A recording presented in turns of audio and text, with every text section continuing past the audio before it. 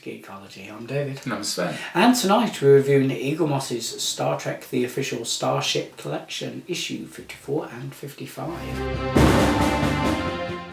Right, so, do you think they're going to balance out the issues they've had from the previous ones? I'm not saying a word because things have been really strange, and this delivery hasn't exactly helped with the fact that we got it so late compared with everybody else. Yeah, it was a bit strange. What I don't get is the fact that people all over the country managed to get theirs last week, and we get ours this week, and they're shipped out from Coventry down the road. Yeah.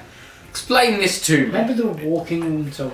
Okay, so while you do your unboxing, I'll just go through the magazine for the Steamrunner class. The name of this particular vessel was? Appalachia. Thank you. Due to the fact that we've debated how to say this, we even YouTubed it. Yeah, just listened to a couple of different Americans and then went, I think that one's right. Yeah, something like that. Apparently, it's a part of America where there's several. It's an area that covers several states and picturesque and around the Appalachian mountain range or something. So I'm like, okay. Now it has to be said, this is the most glorious shot of a ship you're never going to see, because it was in the background of a few blurry scenes fighting the Borg. And reasonably front ground when half of it was missing. Well, yes, but in one piece. Yeah. Yeah. Because I was surprised by the main deflector dish, because I've never actually seen it from an underview shot. So it was like, oh, it's meant to look like that. That's really weird. It's not meant to look like this. No, it's not. I'm not going to say anything whilst you're looking at the model, because I could scream and shout about a handful of things on it, and that's before I even got to grips with the magazine. And the magazine quite clearly shows things like the warp engines and the shuttle bays and stupid things that starships need.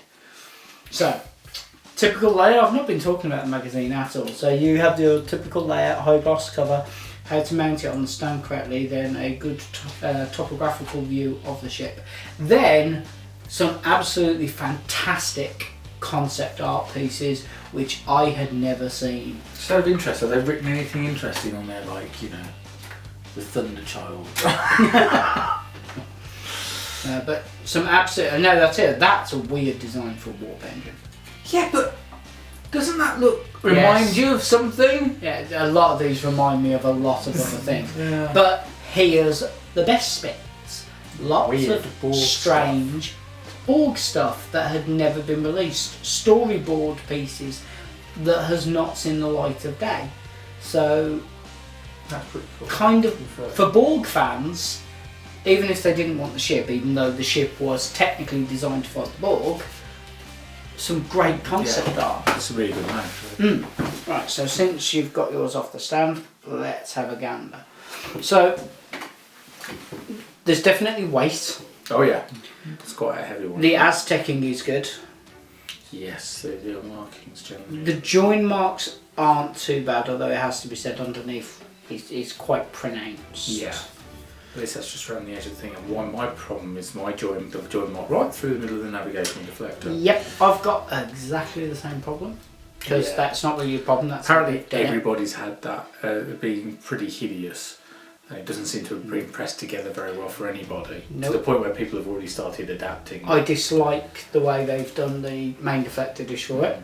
I dislike the warp engines. Not because of the way they've done it. I think that's a really good way of doing it. But quite clearly in the picture on the magazine, quite clearly in the art shots of the ship, there should be ridges running through. Yeah. It just shouldn't be clear blue. And you shouldn't be able to see through to the other side. Yeah. Where are the warp coils? Yeah. So it doesn't work for me on that point. I also don't like the way they've painted the shuttle bay doors. Yeah, it's just, you've got to have it really at the right angle to do it. It doesn't work from that perspective. On the other hand, strange little ship. I should imagine that the Star Trek Online fans are going ballistic for this thing. Was it in Star Trek? That's not really. Yeah, it was on Star Trek Online, yeah. Steamrunner class is quite big on a few of the video games. Cool. But yeah, there's nothing. There's nothing wow. No. Other than the fact that it's an unusual ship. Yeah. And again, it's one of these things that this is the only way we'd ever have seen it. Yeah, they would never have bothered with a model for it. Yeah, so I'm not a fan of how they've done the main director dish. I'm not loving what they've done with the warp nacelles. And they had a real opportunity there to do quite a bit with them. I will say, however, that not only is the Aztec quite good, but the decals are very, very good. Incredibly detailed. No fuzz, no blur, no smudge. I mean, that United Federation of Planets... It's tiny. It's tiny and looks really good. I can't even tell you whether it actually says that or not. I'm assuming it. I'm not getting out the magnifying glass, so I'm going to assume. And the amount of detail on this is ridiculous. Yeah. I mean, we've got all of those... Well, you can tell it's a frigate, can't you, with all the lifeboats. Yep. So, yeah, I mean... Couple of faults. As you said, join lines. I don't like this join line right down the edge of the nacelle. That looks a bit... You'd have thought they'd have found a better way of doing that.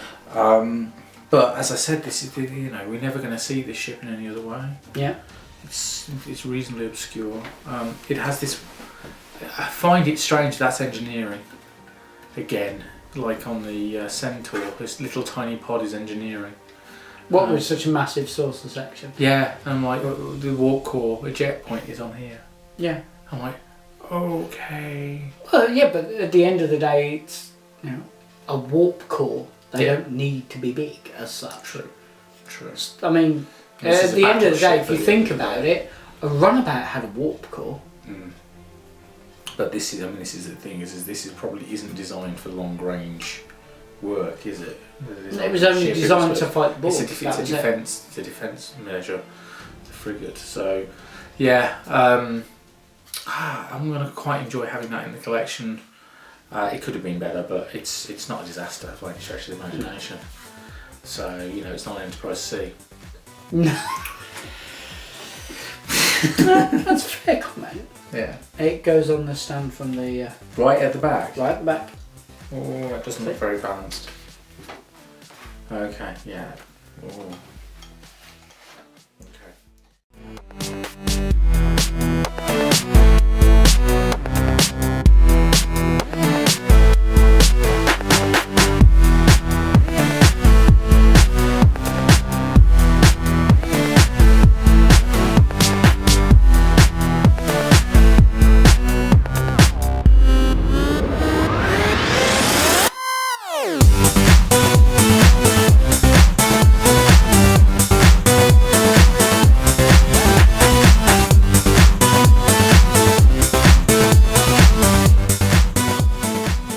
Issue 55. High gloss cover. To the Vulcan D'Kyr type, well, D'Kyr class. Why have they called it a type? It's a class of ship. It's a class. Yeah, it's okay. It's fine. It's in a class of its own. It's like different from the Surak, isn't it? Yeah. So. But I like the Vulcan design. I like the way they went with them being sort of, you know, clay earth tone. Actually, it's not clay. It's a terracotta earth tone sort of thing going on. Okay. Very, very pretty CGI shots. Yep. Into episode knowledge and background piece on the Vulcans. Lots of little bits about T'Pau for you know. Photographical view to Pole. What did I say? T'Pau. Oh wow! China in your hand. China in my hand. Lots of concept art again. Enterprise concept art is a bit eclectic in the way that what they released for the show at the time and then what we've got after. There was a whole wealth of knowledge they just did not release. Yeah. More background information on our friends the Vulcans, both classic Trek and Enterprise. And then on to the last page where we get to see the next issue. So now you've got yours out of the box, let's have a go. So mounts on the stand via the ring, which is really secure way, it's not coming off. No, that's a good job the ring doesn't move. Like it does on the show. Oh, the precious. Sorry. You manipulate your ring the way you want. Is it me? Does this look like some sort of steampunk weapon? I will get you, sir. Sorry, I have no idea where any of that came from. Let's get back to actually reviewing the model. So, as far as join marks go, one straight across the entire hull. Yeah, which is kind of fair enough. It's how else would you have done it? Quite well done up until you look at the inside, at which point the paint job lets it down. A little bit.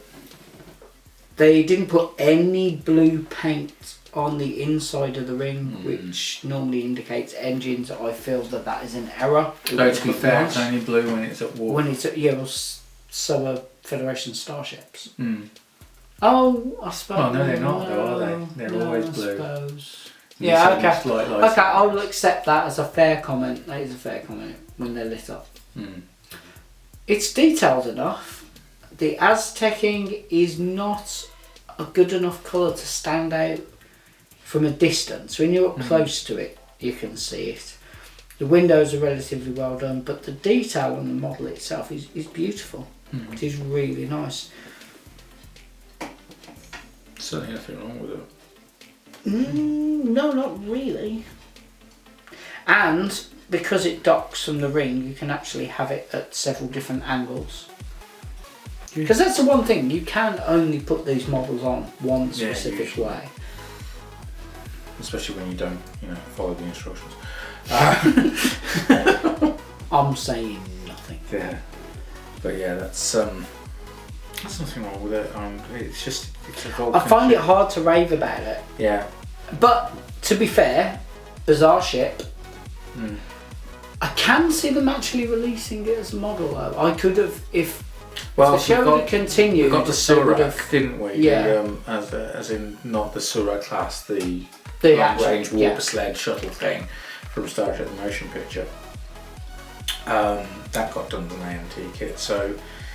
I think they would have released one of the Vulcan vessels. Maybe not this one. No, quite. It would be interesting to see what happens with the model kits now, because Polar Lights have put out the season 5 version of the NX-01 Enterprise. Absolutely. In 1:1000 scale, it's snap fit as well. So that'll be interesting. I can get my mitts on that at some point. I did see one, but funds are a smidge tight. Yeah, but with the ships of the line range coming from AMT, which is the 1:2500 scale pre-painted snap fix sets. Yeah. And they're basically doing each of the ships individually, and they're starting with classic Trek era ones. So obviously they're small enough to be. I think they can retail at about £10 each, which immediately puts them in direct competition with these. Are we going to say that it puts it really in competition with these? To be fair, it's a completely different company, massive back history. Model ships at £10. Yeah, they're in competition with these. Yeah, but you're constructing those models yourself, so whilst they... Yeah, but they're in scale with each other. I wouldn't want this series in scale. No, this wouldn't. No, I'm saying, could you imagine if they did this in scale? It'd be horrific. Yeah, everything in X-Gen would be, everything from the Excelsior onwards would have to be a special. Yeah, and just... Yeah. But my point being is that, it's an alternative option. And when they're starting with the Reliance... And the paint job is going to be way better. Yeah, well, they're starting with the Reliant, the Enterprise, the Deep Space 95 and the D7. It's a good place to start. Might get D7. Yes. But what do you feel about these? I mean, let's have a look at scoring. Let's have a look at the Appalachia. It's losing for the main deflector dish. Yeah. It's losing for not having ridges in the warp nacelles. It's losing additionally for not having a good enough paint job to adequately define the short bay doors. It's getting a 6. Yeah, I was about to say it's a 6 or 7. I'm going to say with a 6.5 to be fair. Okay. At 7. It could have been a lot worse. Yeah, but it could have been better. There's too many things that are niggling at me. And it's mainly the join lines being in stupid places. Alright, I'll accept that. Or maybe not even in their stupid places, maybe just they're too pronounced where they are. Yeah. Because they're They could have moved it down. I'm thinking, what angle can I put this at so I don't see any of the join lines, and I can't really. No. You know what I mean? So yes. Trickier one for the Vulcan ship, to be fair. See, it's all well and good scoring the Federation ships because we've got a really good solid idea of what they should be. Yeah. But when it comes to Vulcan ships, we really don't. It's not like we've got a huge amount of history with them. No. I mean, it's not an exciting ship. None of them are, though. None of the Vulcan ones are. I was particularly bothered about. I like the fact it's in the range. I'm begrudgingly giving it an 8 because I don't see anything particularly wrong with it. Oh, that join mark in the centre of the ring, because the paint job lets it down so badly, is why it's getting a 7 from me. Okay. I might have given it an 8 if it wasn't for that. Yeah, join line. Yeah, I can see where you're coming from. Yeah, fair enough. But that's the only thing for me. Definitely a quality improvement over some of the previous ones. Yes. Well, at least we have impulse engines where they should be. That really has gotten to you, hasn't it? Oh yeah. Oh yeah. No, just no. Just no.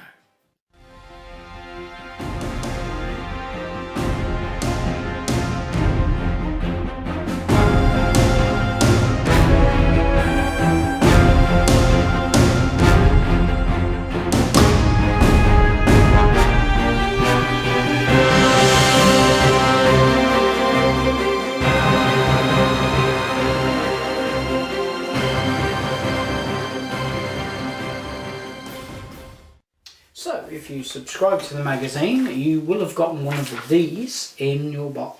Unless, of course, you subscribed prior to issue 1, from what I found out, because there's quite a lot of people who didn't get it because they subscribed really early.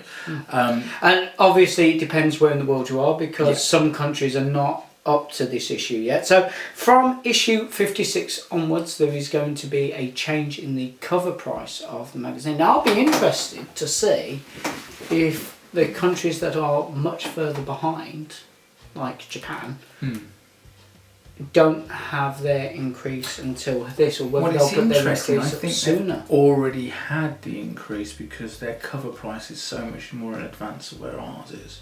Because it's interesting. It's different. Yeah, because this is the thing: is in the United States, it's $20 an issue. That's about £14. Yeah, that's true. So we're still laughing to a degree. But I'm not complaining. What's interesting is the fact that there were a few people who were really unhappy about this. I mean, it's a £1 issue. I was a bit... it's a pound. If inflation requires it, yeah, fair enough. Yeah. But it appears that in some of the very early documentation, it was suggested that if you subscribed, your price wouldn't go up.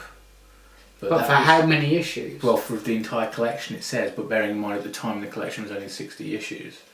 Yeah. So that's a bit... Because to be honest, I was kind of expecting issue 61 to go up because it's the first extension. That's the first extension point. However, okay, so it brought it in a few issues. Yeah. However, it was then discussed even more on the internet and went to Twitter, straight to Ben and Starship, the official Starship collection account on there as well as Ben's account. And it went on to the Facebook account of the official collection. People were discussing, to put it politely, the price increase. People had missed the fact that it says the cover price, and it doesn't actually say anything on there about subscribers having to be charged £22 instead of £20. And it turns out that as far as Ben was concerned, he didn't think the subscribers were getting a price increase, it was just the increase on the cover price for people buying in the shops. Why bother putting the fly in? Exactly. And it's like, well, this isn't worded brilliantly. And then that was also echoed on the Facebook page, and they've said that it doesn't affect subscribers' price. So we'll have to see what actually happens, I think. Yeah. I mean, I'm expecting my charge next month to be $21.98, basically, and dealing and you know, being ready for that. Here's the question though. But if it's only $19.98, well, are you? No, obviously, economics, various other things. I mean, this is the things thing, go up. It's been going on. I mean, this thing is officially launched in 2013. Yeah. It was only a tenner when it originally test marketed in 2012 when we got our first few issues. Yeah. So I'm amazed it's maintained this price point to this point, to be fair. Does the price point going up bother you as such? No. Because I still think, okay, there have been issues I've been unhappy about, and there's been quality control issues. And there's been the quality drop in the magazine. Oh yeah, the quality drop in the magazine. And that was to maintain a price point. But saying that, if that was the reason why, and then they've gone, sod it, we will just charge people the extra £1 and try and maintain the level that they want. Can we really complain about them charging us for what we actually wanted? I mean, I know we've had, in the UK, we've had negative inflation a little bit this year, but since 2013 we haven't. Yeah. There has been a gradual increase in the cost of everything, and with the state of the financial markets in China right now, and that's where they're manufactured, it had to knock on at some point. It really did. So. See, now, if they'd have put the price up to a £3, I could understand if it was a $12.99, I would be like, hold on a minute. I'd understand people having quite the outburst. Yeah. I'm surprised so many people were. I think rather than discussing it in a calm and sensible, why are you doing that? Can we have a breakdown, or about the pros and cons? People really were just screaming about it, and I didn't quite get it. Some people were like genuinely offended.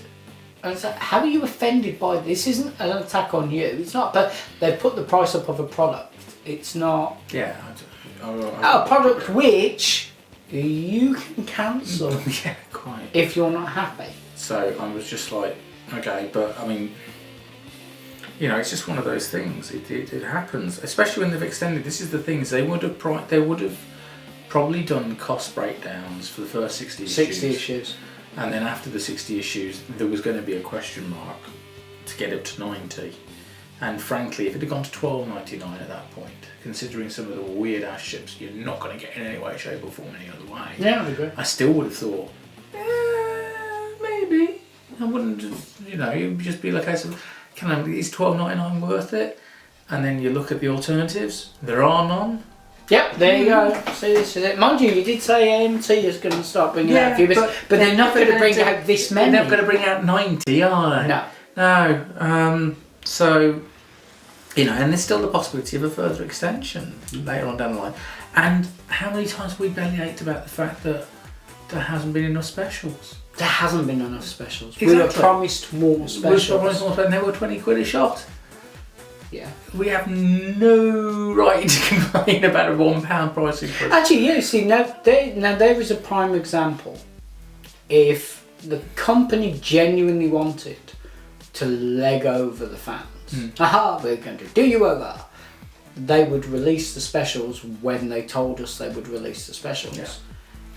And just not because it would have been 4 specials a year, so we would have been up to 8 specials by this point. Yeah. So you're like, fair enough. I'm just wondering how long it's going to be before we see the other specials at this point, because we've still got the Kelvin to come, haven't we? And the refit NX-01. Yeah, I'm actually looking forward to that. That'd be quite cool. But they're really keeping us waiting for these. Yeah, have you seen the images of the ISS Enterprises? No. They're not in a normal run. No, you didn't tell me about that. Oh yes, basically they've got M1 and M2 on the magazines, I think it was. Yeah. It's a Mirror Universe 1 and Mirror Universe 2. So I don't know whether it's literally going to be a case of we'll have issue 60 and M1 and then 61 and M2 or something ridiculous like that. That'd be cool. That would be really cool. They could do that. I'd totally be happy with that. That'd be quite cool. But I mean, the first 2 are basically the original series ISS Enterprise and the NX-01 ISS Enterprise. How excited I am about that. I'm aware. Yeah. So that's really looking forward to those, because that'd be cool just from next, and it's certainly more of a reasonable idea for a second ship than The armour-plated Voyager. Oh no, listen, that was a genuine choice. Fair enough. Right, well, those are our views and our thoughts. We'd love to hear yours. Please feel free to leave them in the comments below. You can also subscribe to us here on YouTube. You can follow us on both Facebook and Twitter. And of course, there is the official Geekology website. And not forgetting First Contact Day! Da, da, da, da. We're gonna party. And we're gonna have a video camera.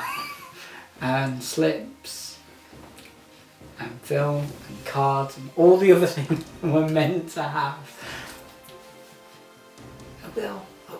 There'll be beer. And you won't be dipping memory cards in alcohol. No memory cards in alcohol. No, okay. Right, well, thank you very much, and good night. Bye.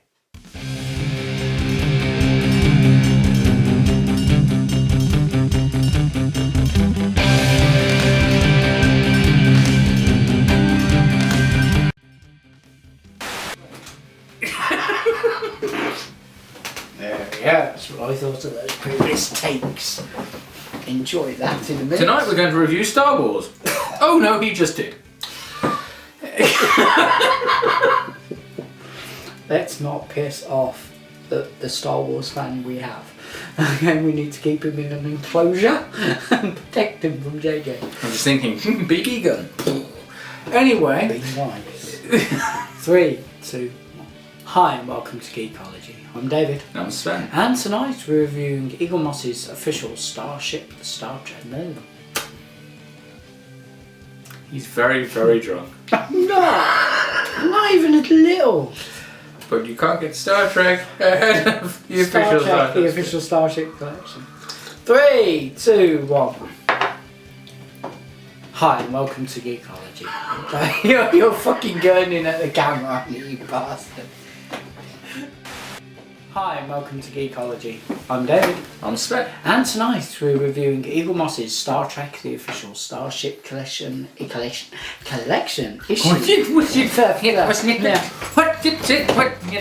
Looking forward to the new season. The new season is going to be good. Hi and welcome to Geekology. No, I'm do that again. You tame your beard? Yeah. Okay. Hi and welcome to Geekology. I'm David. I'm Sven. And tonight we're reviewing Star Trek. The entire of Star Trek. The entire Star Trek. Star Trek. Yeah, it's going to be a enhanced worth of footage. Poor bastard and his You will never have to watch. Hello. 3, 2, 1. I've watched a few of them. Especially the bloopers. Yeah, see, I watch them when somebody goes, you do know that episode has bloopers on, don't you? I'm like, what the fuck? What now? I can't believe you got halfway through the second season before anybody mentioned to me about the bloopers. You know how bad it was having to go back and watch the first season of this crap? Jesus. And by the way, we're filming. Okay. Bloopers! No bloopers. I'm going to need like a clicky or something. You ready? As I'll ever be. Oh yeah, baby. Yes. That's what she said. Hello. Toss. And news coming in. David's a wanker. It's not news. It's not coming in. They know this. They've seen the video. And the remarkable. Well, we're calling back to the 80s. They want their jokes back. What?